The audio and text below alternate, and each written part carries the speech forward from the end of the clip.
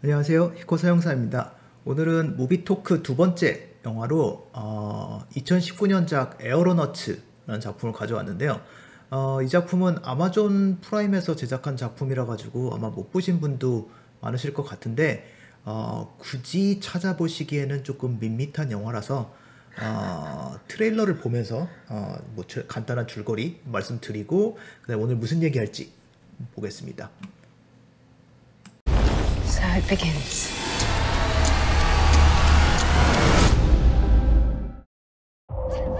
I believe there are answers in the sky. Up there is where I have found the greatest happiness.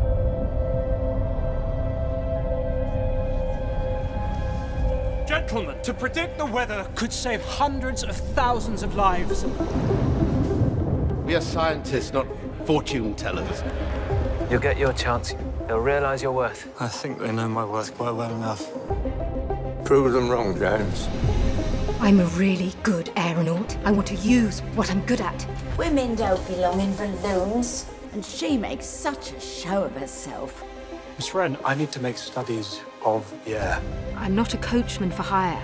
You are the only person who could fly us higher than anyone has ever been. So will you?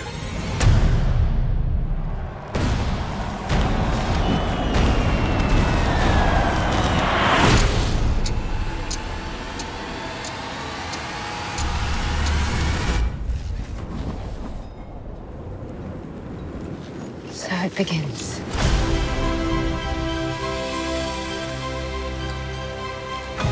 Don't you wish to be up there with them? Some reach for the stars. Some push others towards them. We're about to get wet. Is this balloon not the strongest it's ever been? Even so, it can't fight the weather. I have the feeling they're not coming back. We're traveling into an unknown. Stay alive.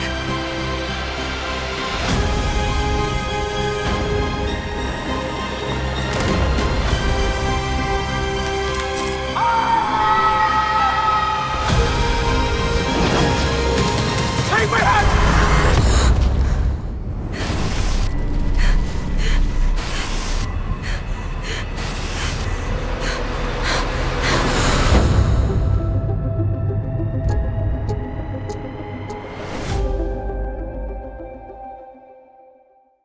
그래서 일단 제목인 에어로너츠라는 건 이제 열기구 비행사, 우리가 이제 흔히 아스트로너츠 그래가지고 이제 우주 비행사들은 많이 익숙하게 들어본 단어일 텐데 에어로너츠라는 건 저도 처음 들어봤거든요. 그래서 뭔가 찾아봤더니 열기구 비행사라는 뜻이고 이 영화는 이제 실제로 일어났던 일에서 영감을 받아가지고 만들어진 이야기고 남자 주인공인 제임스 글래셔라는 분은 이제 그 기상학에서 굉장히 그 유명한 분이에요. 그래서 이 남자 주인공은 실제 이제 1862년 9월에 실제로 이제 열기구를 타고 그 하늘에 올라가 가지고 기상 측정을 한 최초의 사건을 배경으로 해가지고 여자 주인공은 당시에 있었던 비슷한 사람들의 여러 가지 특성들을 조금씩 따와가지고 만들어낸 가공의 캐릭터인 것 같더라고요. 그래서 이제 그 영화는 아까 말씀드린 것처럼 이제 1862년 9월에 이 제임스 글래셔랑 여자 주인공이 기구를 타고 올라가서 기상 관측을 하는 이야기입니다. 그래서 이제 이 영화를 가지고 무슨 얘기를 할 건가라고 그러면 이제 오일러 라그랑주 기술법이라는 것들을 얘기를 해보려고 그러는데 이제 컴퓨테이셔널 플루이드 다이나믹스에서 굉장히 이제 제일 앞에 부분에 이제 설명되는 개념인데 일단 한글 번역은 이제 너무나 그 정보가 부족하기 때문에 영어로 고쳐서 보시면 일단 그 컴퓨터 플루이드 다이나믹스에서 어떤 물 입자나 아니면 연기 입자 아니면 불의 입자들이 어떻게 움직이는지를 추적을 해야 되는데 그걸 어떤 방식의 관점에서 볼 것인가. 그래서 이제 그 기술법이라고도 부르고 그 다음에 관점이라고도 부르고 영어는 뷰포인트라고 그러는데 이제 거의 다 비슷한 말인 것 같아요. 그래서 일단 이 제임스 글래셔 씨가 기구를 타고 올라가서 기상 관측을 하기 전에 이 사람이 기상에 아예 관심이 없는 사람이 아니라 실제로 지상에서 기상 관측을 계속 하던 사람이었죠. 그 다음에 이 사람이 이제 기구를 타고 올라가면서 기상 관측을 계속 해가지고 여러 가지 사실을 처음에 밝혀냈어요. 예를 들어가지고 대기에는 층이 있고 그 층에 따라 가지고 다른 속도의 바람, 다른 방향으로 바람이 분다라든지, 그 다음에 이슬이 어떻게 맺힌다라든지 뭐 이런 것들을 굉장히 많은 것들. 그러니까 그 전까지 영화에서도 나오는데 그 전까지는 날씨는 예측할 수 없는 거야. 그건 하늘에 맡겨진 것들이지 날씨는 예측할 수 없는 거야 라는데, 이분은 관측을 통해 가지고 이제 기상을 예측할 수 있다라는 걸 주장하셨던 분인 거고, 그래서 이 라그란지안이라는 방식은 기구를 타고 올라가서 공기와 같이 흘러가는 거죠. 기구라는 것들은 이제 주체적인 게 아니라 바람에 따라 가지고 같이 흘러다니면서, 즉 이것들을 하나의 큰 공기 덩어리라고 본다라고 그러면 그 공기 덩어리와 같이 움직이면서 내 주변에 있는 온도라든지 뭐 기압이라든지 이런 것들이 어떻게 변하는지를 관측하는 걸 라그란지안 방식이라고 하고요. 그 다음에 오일러리안은 여러분들 뭐 학교 다닐 때 대부분 학교 같은 데 많이 설치되는데 기상 관측소, 그래서 하얀색 이런 뭐 약간 자그마한 집처럼 돼 있어 가지고 속에 뭐 이제 온도라든지 습도라든지 이런 거 잴 수 있는 그런 관측소가 학교에 설치되어 있는 곳들이 꽤 있으셨을 거예요. 그래서 이렇게 딱 정해진 장소에서 그 주변에, 그러니까 공기가 그 정해진 장소 여러 개에서 얘네들을 어떻게 데이터들이 수집되는가 라는 것들을 관점으로 보는 게 오일러리안이죠. 그래서 보통 이제 그 VFX 쪽에서는 라그랑지안의 대표적인 걸로 이제 파티클 시스템을 들고, 그 다음에 오일러리언의 대표적인 걸로 파이로 시뮬레이션을 들죠. 그래서 이제 라그란지안이랑 오일러리언이라는 거는 이제 그 플루이드 다이나믹스의 세계관을 어떻게 볼 것인가 라는 이런 관점에 관한 용어인 거고요. 그 다음에 수식적으로 풀어내기에는 사실은 라그란지안이 훨씬 더 쉽다고 해요.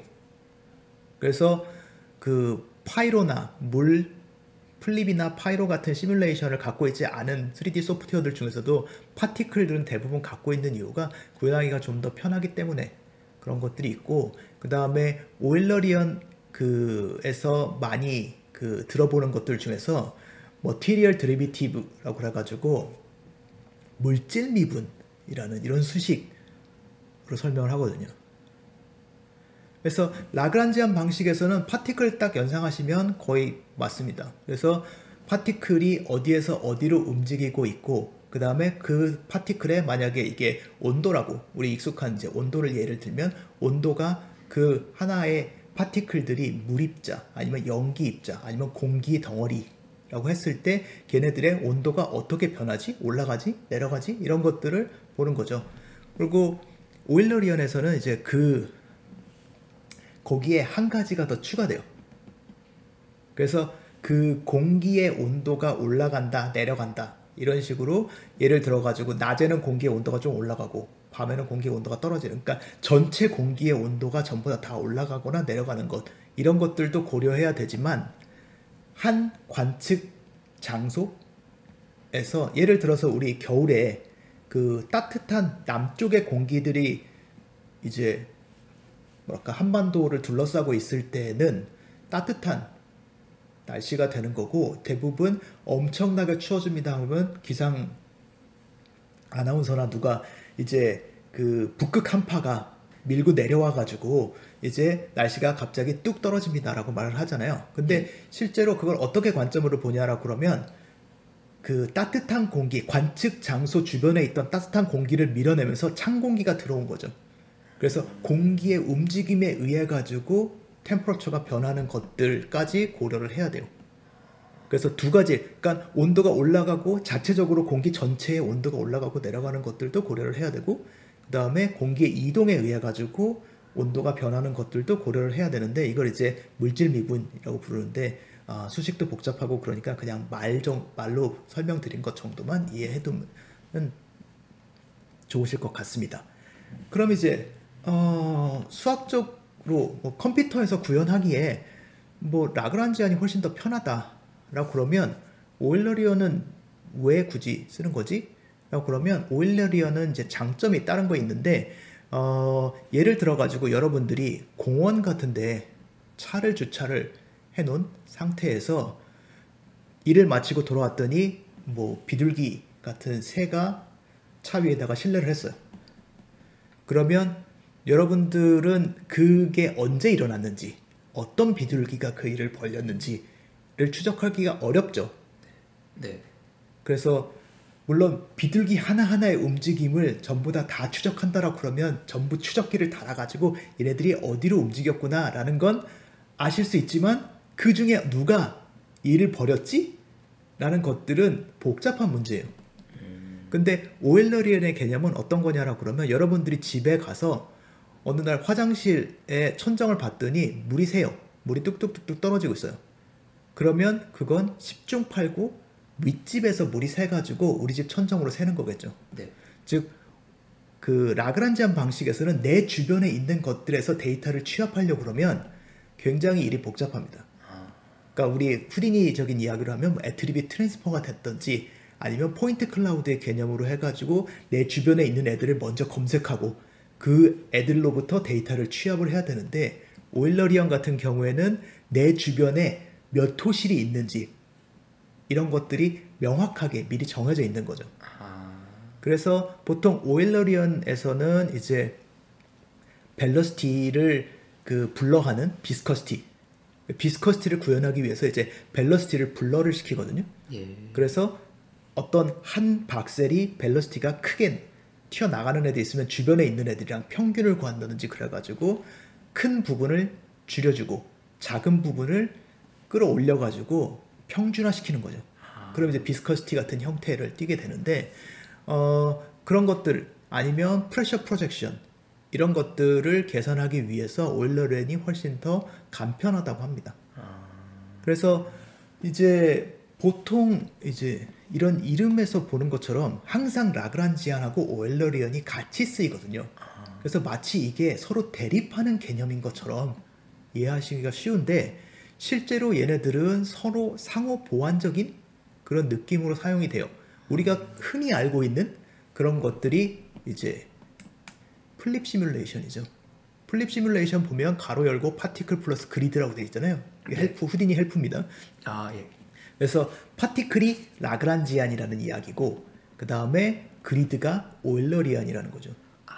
그래서 플립 시뮬레이션은 개념적으로 봤을 때 각각의 파티클이 갖고 있는 V 애트리뷰트를 벨러시티 필드에다가 프로젝션 한다고 그러는데 옮겨서 거기서 프레셔 프로젝션이라든지 얘네들이 어떻게 움직일까, 물처럼 어떻게 움직일까 하는 것들을 계산한 다음에 그걸 다시 파티클로 옮겨서 그 파티클에서 옮겨받은 벨러시티를 가지고 파티클 각각의 플립 파티클들이 입자가 움직이도록 되어 있는 거거든요. 그래서 시뮬레이션 파트의 중요한 부분들은 사실은 오일러리언 방식으로 계산이 되고 있는 거죠.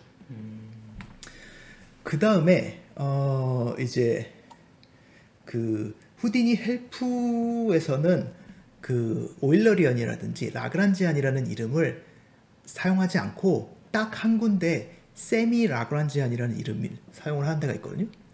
그게 이제 가스 어드벡트 필드에 보시면 어드벡션 스킴에 이제 세미 라그란지안이라는 이름이 나와요.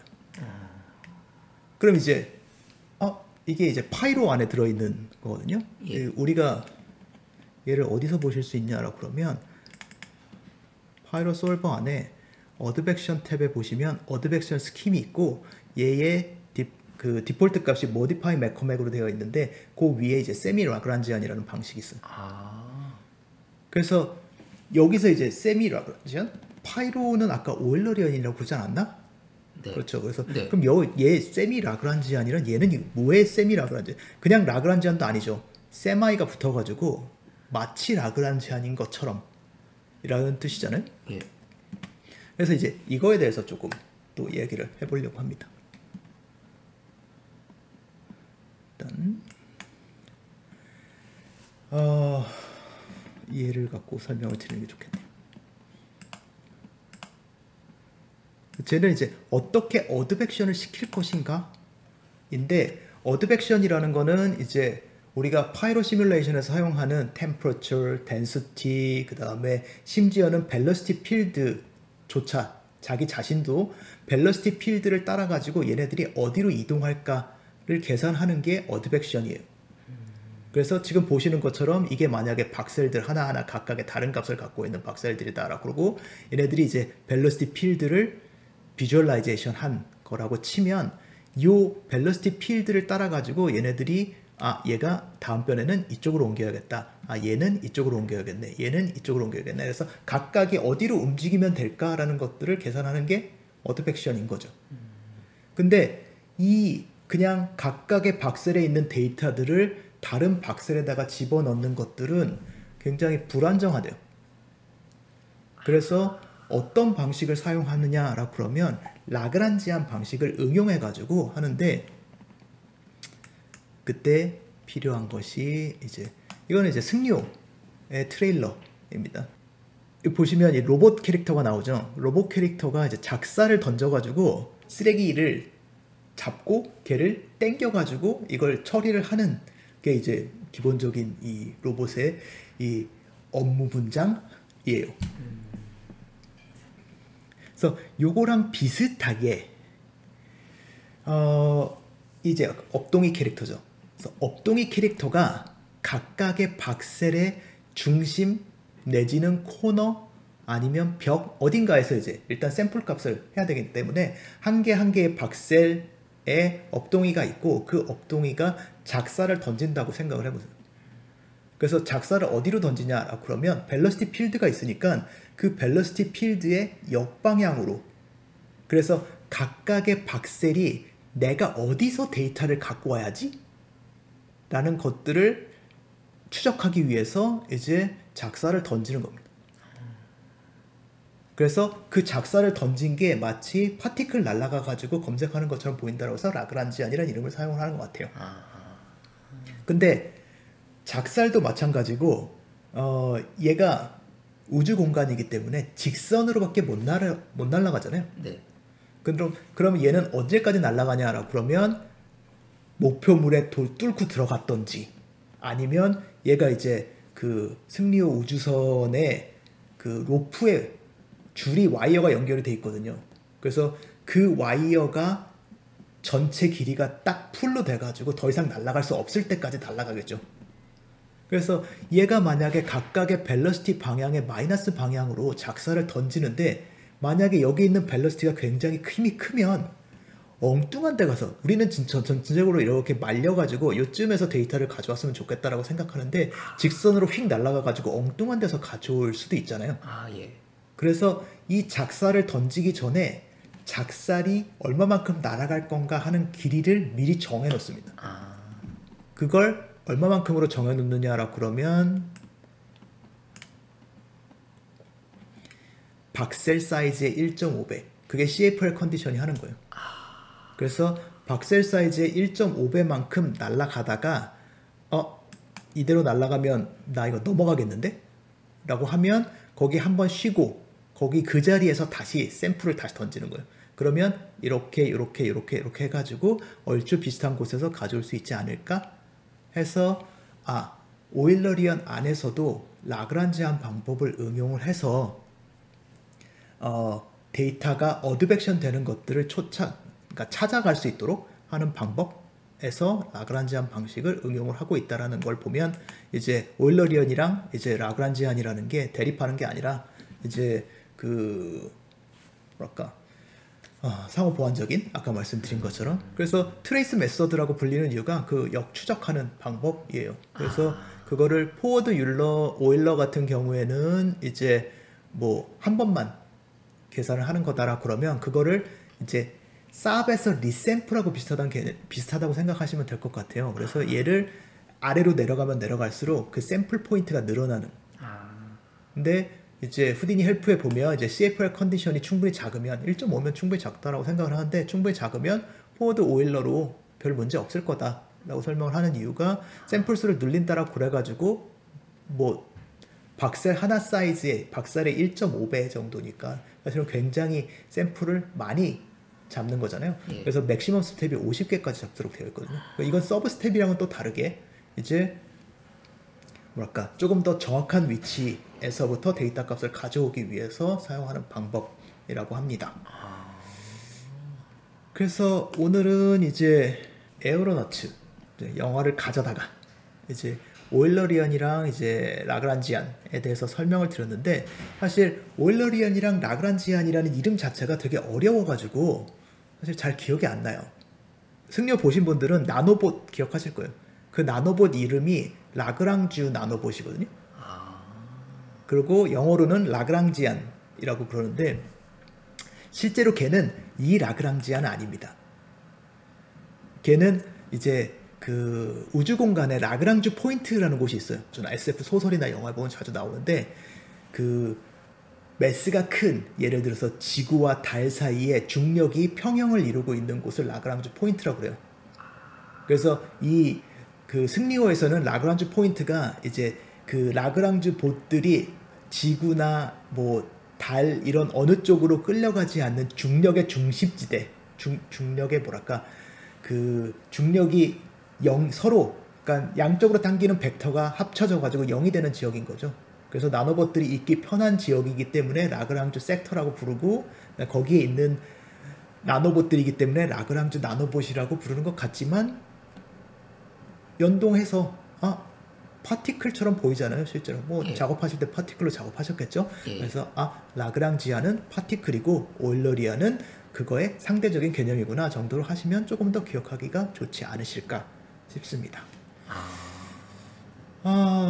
그래서 이제 이번 시간에는 이렇게 그 스페시피케이션에 대해서 디스크립션이라고도 하고 뷰포인트라고도 하는데 여기에 대해서 설명을 드렸고 다음 시간에는 다른 영화를 하나 가져와 가지고 파이로 시뮬레이션에 대해서 조금 더 자세하게 이야기를 해보려고 합니다. 어떠셨나요 오늘? 오늘 너무 즐겁고 유용한 시간이었습니다. 저 이 시리즈 팬이에요. 네. 그런 식으로 해도 현종님이 하셔야 되는 분량은 어디 가지 않습니다. 예, 그러면 시청해주셔서 감사드리고 다음 시간에는 다른 좀 더 파이로에 조금 더 속으로 들어가는 내용으로 준비를 하고 있으니까 기대 부탁드리겠습니다. 감사합니다. 감사합니다.